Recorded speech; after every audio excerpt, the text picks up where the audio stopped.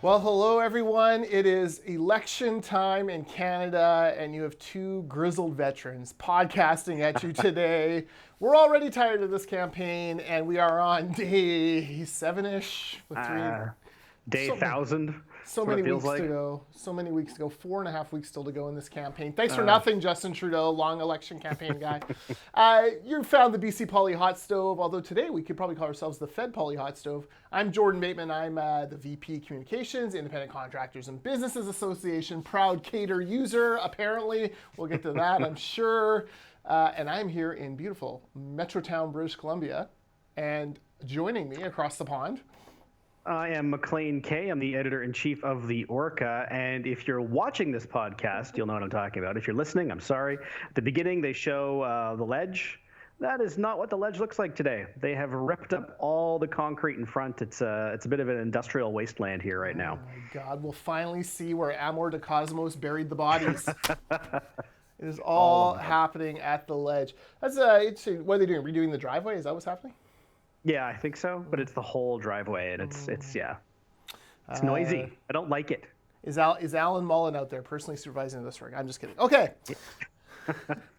The big splash, it has to be the federal election. We are now 1 week in since the big federal election call. We have 4.5 weeks to go. Maclean, week one, how do you think it went? Who's up, who's down? What are your general feelings? And please, try not to continue your irrational hatred of Jagmeet Singh. Well, you know what? I think of all the federal leaders, Jagmeet may have had the best week.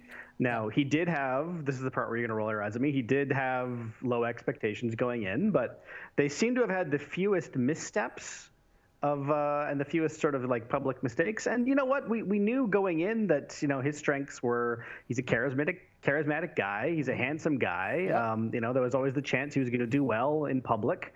And, he hasn't stubbed his toe yet. So, kudos to Jagmeet. There was a great tweet today that I tweeted about that I actually quite liked. It was him at an event in Ontario, and the local Conservative MPP, because they're barbaric in Ontario and insist on calling the provincial legislature a parliament, showed up, said hi. And he said, hey, this is my baby. It's nice to see you. There's nothing wrong with this. No. It's not even all that unusual. It's a scandal. Doug Ford Nation is endorsing Jagmeet Singh. No, look, the Jag meet and greets have been great. He's definitely a charismatic guy. I would quibble a little. I do think you're right. I think on the surface, it looks like he's had a good week. The polls, specifically Nano, shows otherwise. He's bled almost half his support in a week and a bit, which... well, I wanted to get to the polls, but, which is but in terms of the public events, it's gone well. But yes, let's... I agree with that. You know what? Let's talk about the four major party leaders, and we're going to get to Maxime later. But the four major party leaders, and let's talk about their first week, and then let's talk about the polls. Sure. Let's start with Andrew Scheer, the Conservative leader. All right. Well, in my books, Scheer has had an up and down week. I think I would put him probably second best week behind Jagmeet. But you're really splitting hairs there with the pack. Here's what I like about the Conservative campaign so far. They're trying to roll out one announcement a day, one message a day. Today I believe it's ending corporate welfare, which I'm all for. Yesterday it was the, I should know this, 2 days ago it was the income tax cut, which we'll come back to in a bit. Mm-hmm. He's rolling out a platform plank every day. Every platform plank is costed by the Parliamentary Budget Office, so there's none of these little hidden surprises of taxpayers not knowing what it would actually cost to do these different things. That seems to be working. Now, all that said, there is a lot of negative campaigning going on, mainly thrown by the Sunny Ways Liberals, but certainly the Conservatives, not any shrinking violets. They're going right back, hammer and tongs. So that kind of sullies or clutters up the rest of the election coverage. But I think Scheer's been all right. I've been watching the notes from some of the reporters out there with him. They say he's getting better at these rallies. Mm-hmm. That he's starting to learn what it takes to fire up a crowd. That he's bringing more and more energy. And look, you don't want to peak 3.5 weeks early. So if he's steadily growing day by day, all the better. And he's flipped in a week, a 4-point deficit to the Liberals to a 1-point lead. That's nothing to shake a stick at.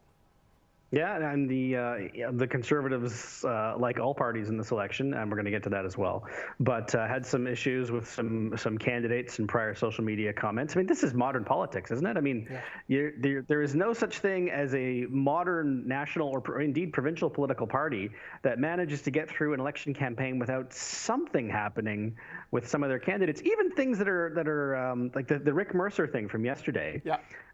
Which got a lot of national attention because it's Rick Mercer.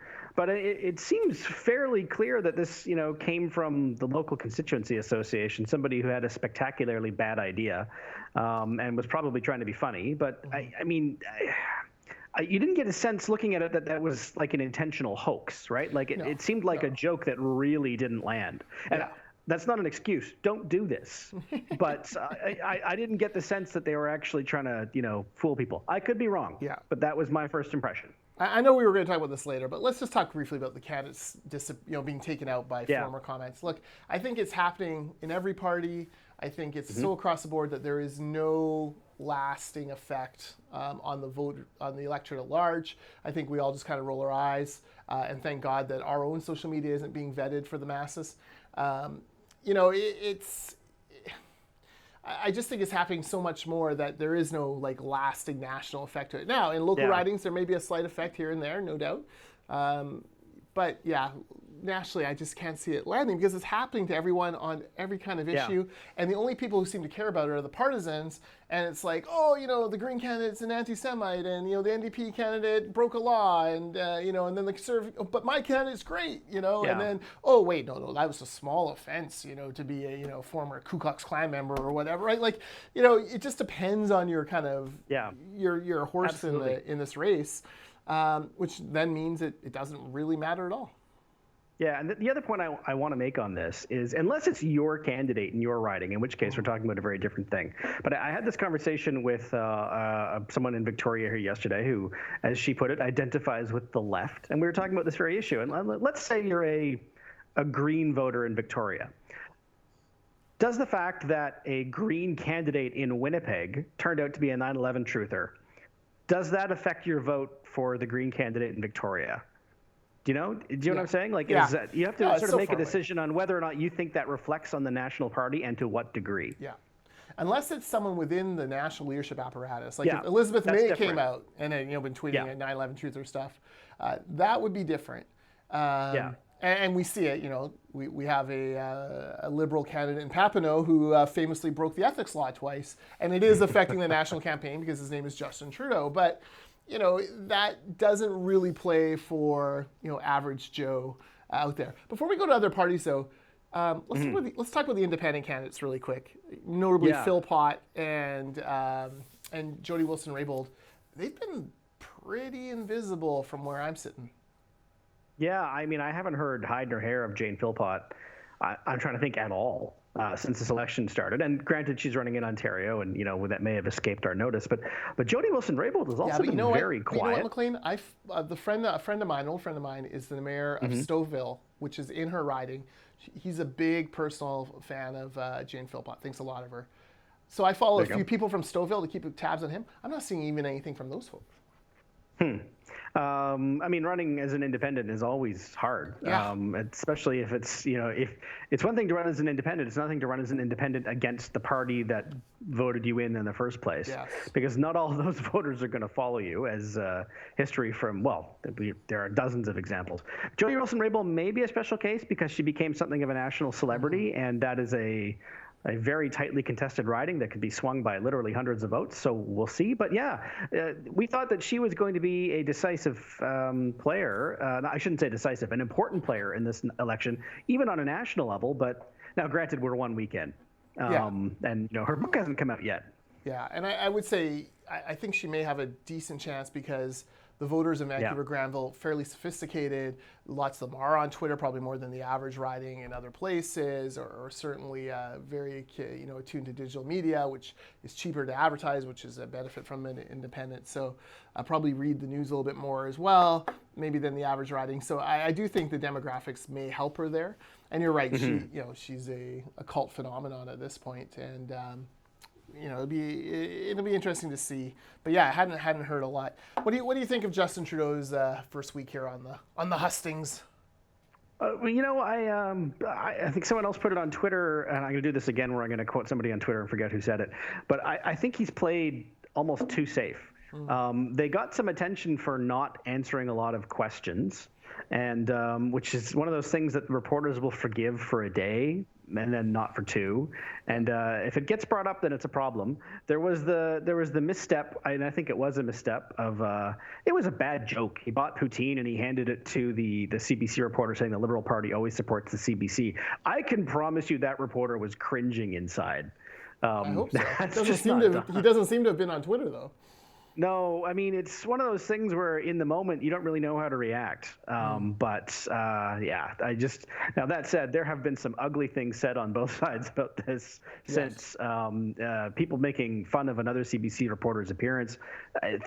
Guys, it's just not on. Please don't do that. Yeah. And but it was a misstep. I think it was at the very least a joke in somewhat questionable taste. I'm not saying it was offensive, but it's just as a national party leader, why go there? Yeah, no, I agree. He's been lackluster. I think he's finding it difficult to strum up the emotion again. It reminds me a little bit of Clark in 2017. In 2013 she was down in the polls, and the comeback kid, and so everything felt like a win when she would have a positive crowd or anything like that. And she slowly built the energy to that unforgettable, unpredictable comeback victory. Trudeau had a pretty easy ride last time around, 2015. Everything just fell into place. It was all hunky-dory. Now people are scowling at him. Now people are holding up "Stop Trudeau" signs. He's become what he hated, Stephen Harper, right? A divisive figure on the national scene. Only 35% of people approve of his job rating, approve of the job he's done. That's 12 points behind, or 10 points behind Donald Trump's approval rating, for Pete's sake. This is not someone who is feeling the love this time. And he's such I think it's fair to say he seems to be like a pretty emotional guy. He wears his heart on his sleeve a lot. I think, I suspect he has a much thinner skin than we think, and it's bugging him. You mentioned the name Stephen Harper, and that's interesting because they obviously had a lot of success campaigning against Stephen Harper 4 years ago, so they're trying it again. You'll notice in their ads they never mention Andrew Scheer or Jagmeet Singh or Elizabeth May.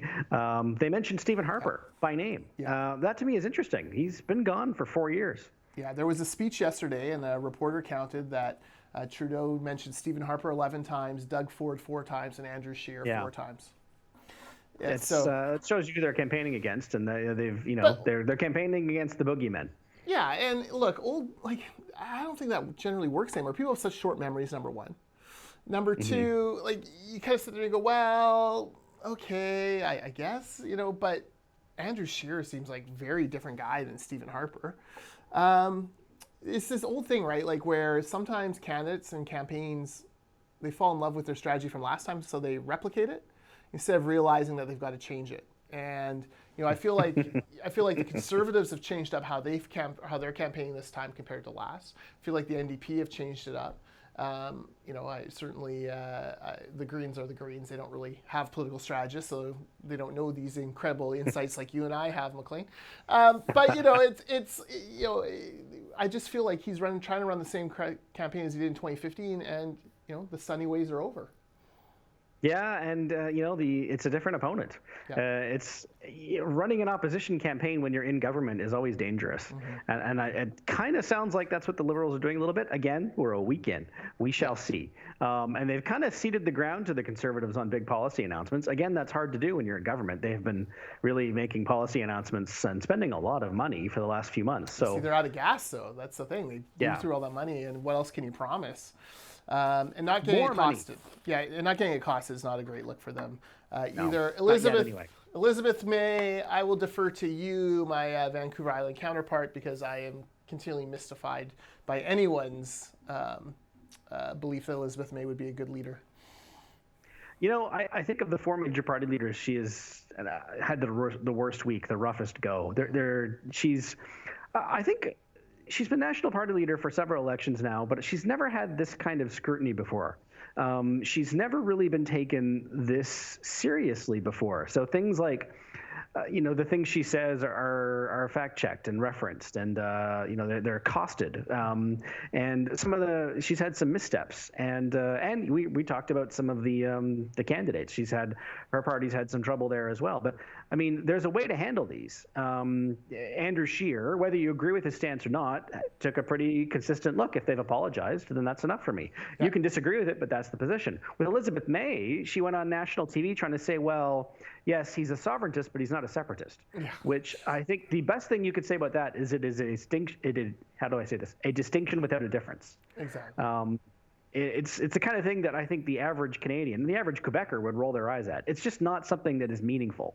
Yeah, and her poll numbers have dropped in half. People who are parking their vote with the Greens are actually, I think they're trickling back to the Conservatives. There's a weird Green Conservative kind of swing voter there who just don't like the Liberals and will never trust them with a vote and can't vote NDP. So, bad week for Elizabeth May. She needs to turn it around somehow. I thought, what did you think of the debate? Trudeau doesn't show up, and she walks over to the podium and pretends to shake his hand. Did you find that cute and crafty, or were you like me and just kind of rolled your eyes and were like, that is the dumbest thing I've seen? You know what? Honestly, I was more the former. I thought it was cute and crafty. It's the kind of thing that Elizabeth May needs to do more of. She has kind of been, I think even her supporters would grant that she hasn't been seen as a particularly humorous person who's used jokes. And you know what? I thought it was cute. Effectively harmless. I think the Twitter would have melted down had that been Scheer or Jagmeet Singh. Yeah. But it was fine. It's a shame. And the thing, we talk about Elizabeth May and as a national leader, look, the fact is this. Yes, she's established a beachhead here on Vancouver Island in her one riding, and potentially maybe as many as two more. But in every election she has been national leader, the national vote share of the Greens has gone down. It was something around 4% in the last election. This is true. Yep. I'm not bringing this up to be cruel, but I mean, this is the record. Yeah, no, you're exactly right. By the way, folks, for more of our scintillating election coverage, go to theorca.ca/election. Maclean and I have an election blog there. And really, I'm finding it somewhat therapeutic for me to be able to express in 150 words or less my angst over various things that happen on the trail. Maclean is much more serious, and I'm more the, as always, more the Don Cherry to his much more studious Ron Maclean. But yeah, what was that? Theorca.ca/election. Take a look at that. Ripple, you want to go to your friend Max Bernier? Yeah, well, he was, after initially being denied, he is going to be in the national leaders debates, which originally the ruling was pretty clear. You weren't allowed to be in unless you were a national party leader and had a seat representing the party that you won the seat in, which obviously is not the case for Maxime's party because it's younger than the last election. A lot of people are saying that this is bad for Scheer. I'm not convinced that it is, to be totally honest. I don't think it's necessarily, obviously much depends on how everyone handles it, but if Scheer is the one who's under siege, because that's who Trudeau's going to go after, right? Singh and May will at least point some of their salvos at him. Obviously, I don't think Bernier goes after anyone but Scheer. I think there's a natural sympathy that happens when you're watching, almost unconscious, when one person in a sea of other people is the one under siege. And if Bernier starts saying some crazy stuff, then Scheer is going to look a lot more reasonable by accident. Yeah. It's again, we'll see how it actually goes. But a lot of people are saying that this is terrible for Scheer. I'm not convinced. Yeah, it depends on what Bernier shows up. If the principled libertarian shows up, who almost won the Conservative leadership, that is a very different kettle of fish than if crazed anti-immigration, nationalist Bernier shows up. That's a whole different world. So I'm not really sure. Yeah. Here's what I do think for Scheer. For Scheer, let's stand back and talk about debates for a second. Singh won the leadership and had to debate people. I think like Nikki Ashton, was she running or did she run? I forget. There was a couple others. So he's done a handful of these debates. Trudeau has not done a debate in years. Literally, True. he's not done one in 4 years. Bernier, May only does these every 4 years. And Bernier and Scheer, they debated each other multiple times during the leadership race, so they should have a feel for one another and the kind of, any little tricks that they might have.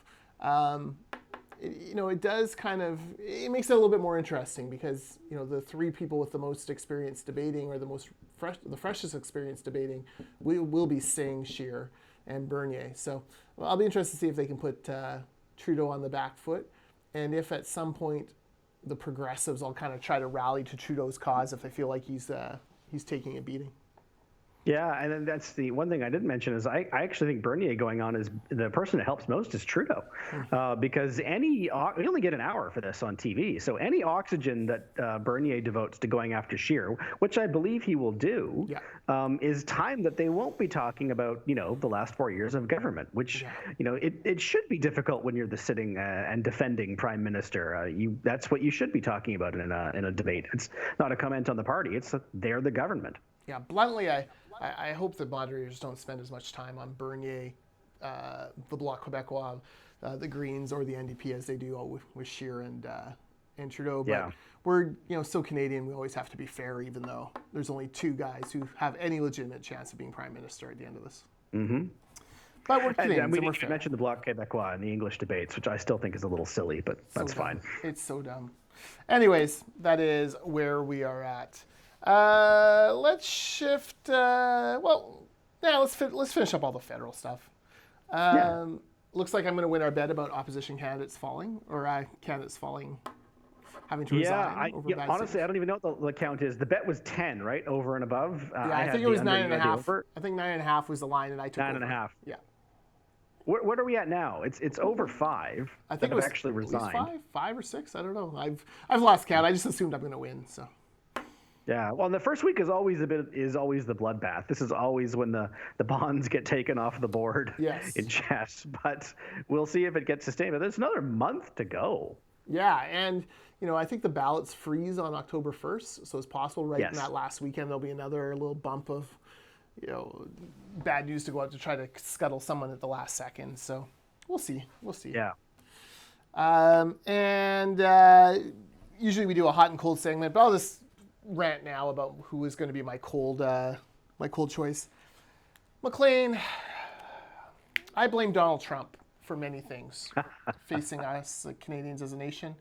Nothing more than the preponderance of new fact checkers who have popped up around this election, thanks to Donald's fake news campaigns in recent years. Everyone wants to be like that Dale guy from the Tour Star who went over to the Washington Daniel Dale. Daniel Dale. Find all the lies that the politicians are telling you and take the man down. Here's the problem. Canadian fact checkers are just shitty at what they do. There's no other way to put it.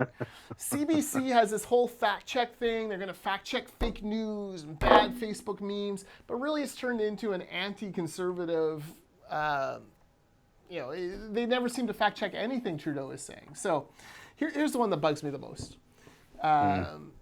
Scheer comes out on the weekend and says, I'm going to cut the lowest tax bracket by 2 or 3 points. The average Canadian is going to save $800 a year. It's going to be great. Everyone will save, every income tax payer will save money. It's smart politics because you're not cutting at the top so that the rich get all the benefit and the poor don't. It's good. Economists look at it and say, this makes sense. This is actually very fair. It's going to help the middle class quite a bit. Okay, good. CBC comes out and fact checks and says, unbelievably, Andrew Scheer's universal tax cut is not universal because 9 million Canadians do not pay income tax. No kidding. You're telling me that Andrew Scheer is a liar because he's not cutting the taxes of people who don't pay taxes?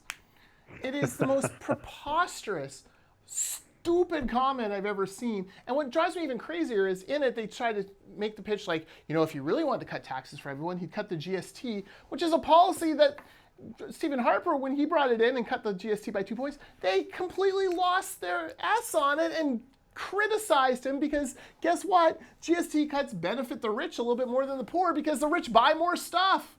It is ridiculous. It is stupid. It makes like, I'm not going to go back to that fact check page now. There's no point. Like, a universal tax cut isn't universal because not everyone pays income tax. It just boggles my mind that that was the angle they took on that. Well, and I think it was Andrew Coyne who tweeted something to the effect of the NDP's universal dentistry plan isn't universal because many Canadians don't have teeth. Yeah. I mean, it's kind of the same. He meant it in jest before you get angry. Look, I used to work at CBC, and I have usually defended CBC from, fairly consistent allegations of bias against Conservatives. And as I tweeted yesterday, this doesn't help. I mean, this is at best. This is at best pedantic. Yeah. And at worst, it's just there's a Twitter account which I think is hilarious. It's called the Laurentian News Service, which is a parody of the Central Canadian media elite rallying around their own. It's a parody Twitter account, before you get angry, that I think is funny. But this seemed like something from that. Yes. Where it's just, I don't know. And you don't have to think the policy is a good idea. You can think the policy is a terrible idea, hypothetically, and still think that this fact check was completely beyond the pale. Yeah. Well, and look, today Liberal headquarters put out a meme, and it was like, Trudeau's plan for children, a bunch of different little tax credits and expanding this and that. Scheer's plan for children, tax exemptions for private schools. Well, actually, that is not a policy of the Conservative Party. It's not a platform plank. It is legitimate fake news being put out by the national governing party of this country. And do you think you're going to find that on the CBC Fact Check website? No way in heck. So I am an optimist by nature, as you well know. I hold out hope that this was an isolated incident. I know only too well how corporate Twitter accounts work, and sometimes stuff gets through that shouldn't have been signed off on. So I am hoping that this was a fairly egregious one-off, and that things like that they will at least look into and weigh in and say, well, a good version of actually, but. This is the time, though. As I said, that one tweet. Like, the Mother Corp right now should be bending over backwards and screaming at its reporters and editors, we have got to be fair, 100% down the middle. We get so many hundreds of millions of dollars of tax dollars. We should not be doing nonsense that makes it look like we're skewing things. You have, the poutine reporter got the poutine, a day after he was defending Trudeau not answering questions because, it's hard to answer questions on the bus or the plane. As Scheer is doing interviews on the bus and plane, as Joe Biden did interviews on buses and planes, as we've seen, George W. Bush on Air Force One, Donald Trump on Air Force One answers questions on buses, and it is ridiculous. So you have that. You add that to Katie Simpson, I believe is the reporter. An hour and a half after Gerald Butts tweets out, someone should ask this question. She asked that precise question, word for word. It's making it so hard to defend that the CBC is neutral. And it's unfortunate because there are very talented, very reasonable, very fair reporters at CBC who are going to get tarred with this brush at a time where we should be able to trust our news sources. Instead, we get nonsense like this. So as a quick shout out, CBC has a legislative bureau reporter here, Tanya Fletcher, who does great work. Mm-hmm. She's a fantastic reporter, and I don't think anyone would ever dream of calling her biased. Just a quick shout out for Tanya, and to underscore your point that even if you agree that some of these incidents reflect some institutional bias, that does not mean everyone who works for CBC has some bias, or at least isn't able to overcome them. Tanya is a great example of somebody who does great work. Yeah, McElroy, his only bias is weird stuff. He loves weird stuff. And I hope he never gets past that bias. Exactly. And then every once in a while, we love throwing out that picture of him at the province where he looks like a narc. It's the greatest picture ever. Okay, let's cut to BC politics really quick. I want to talk very quickly Doug Donaldson and the continuing mishandling of the forestry file. The NDP finally found a few pennies or nickels in the cushions, shook them out and found $69 million for the thousands of displaced forestry workers. 40 million of it, though, will go for older workers, 50, 55 plus workers. That's great for those folks, but it does make you wonder about the 30-year-old guy working in the mill or not working in the mill anymore. And it's come so late in the process. 2 years ago in their platform, they said, forestry is on a razor's edge. We need to do more to help. And they did nothing. The minister did absolutely nothing for 2 years. And now, is strutting around like he had, delivered the workers through.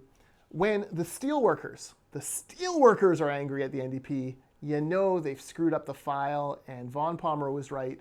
The way to fix this was probably 3 months ago, firing Doug Donaldson.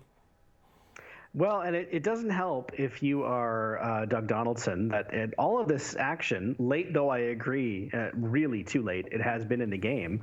It's all kind of happened after Horgan gave Donaldson a new parliamentary secretary. And, they make sure to put Ravi Kahlon front and center at all these events now. It's almost like they're kind of saying, don't worry.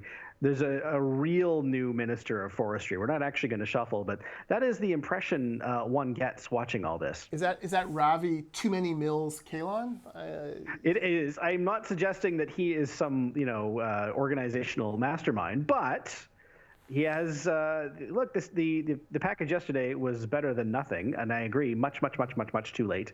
And there are a lot of people who are still very angry, and I think they have a lot more to do.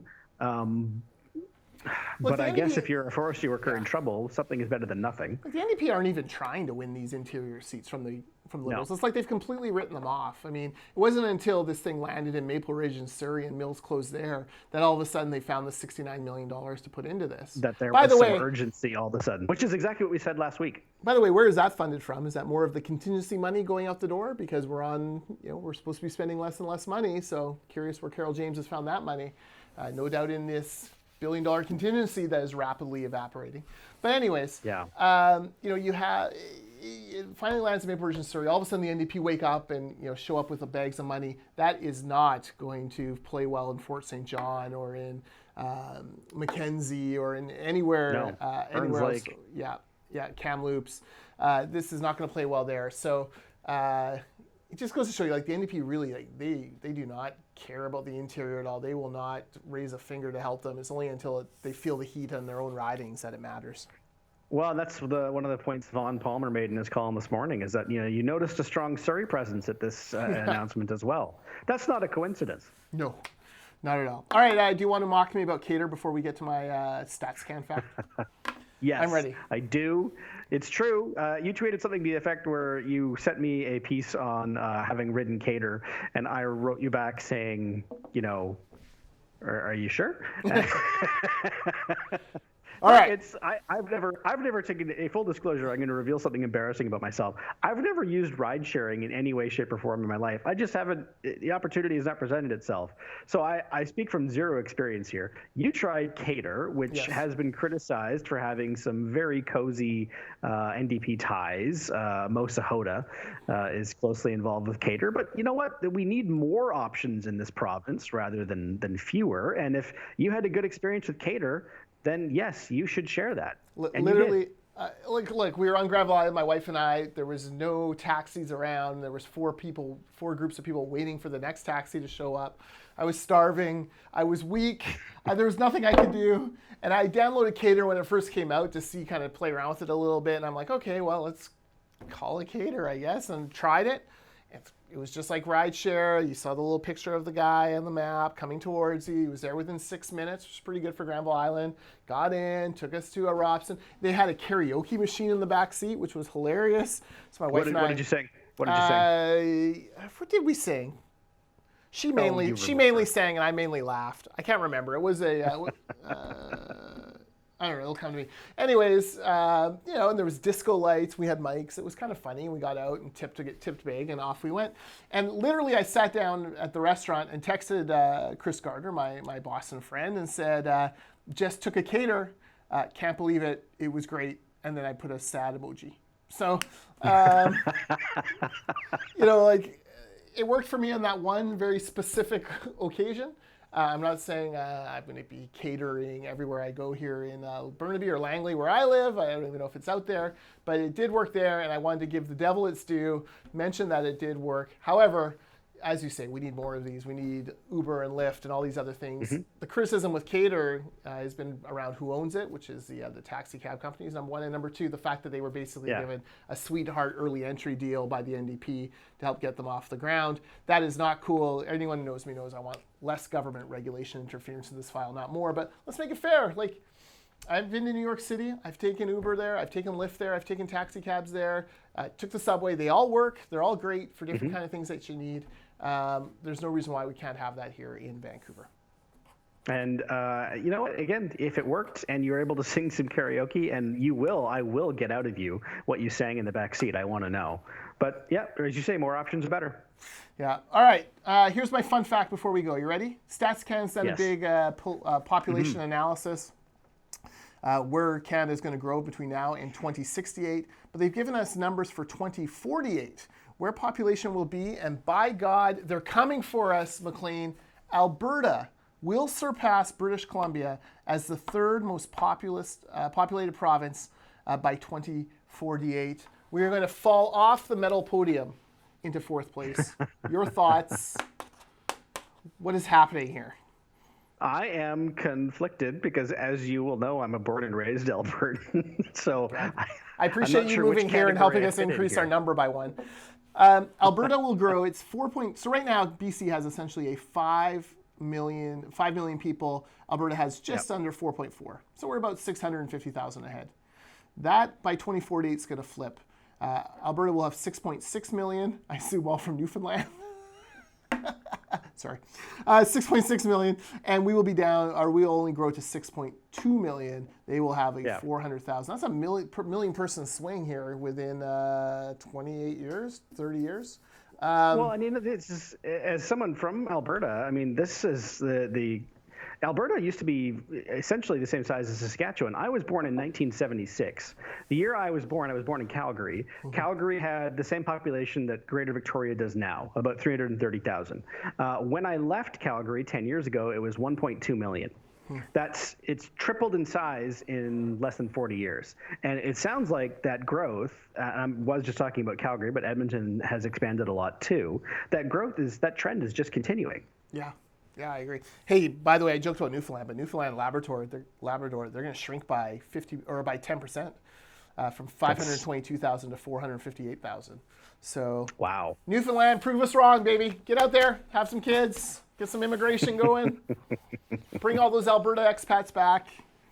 So a lot of them want to go home.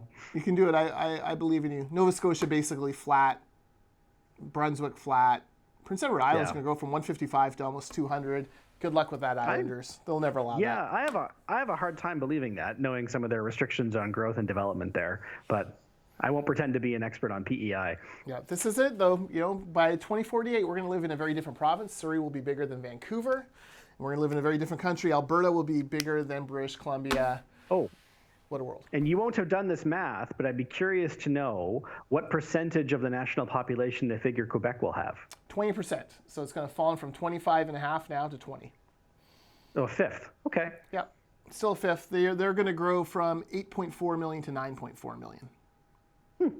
But, you know, that does mean Alberta's going to basically chew about 1.3 million out of their lead there. You're coming... and be curious to see how that is reflected in reallocating House of Commons seats. Yeah, it will not be. Rest assured, no. The West will still want in 2048.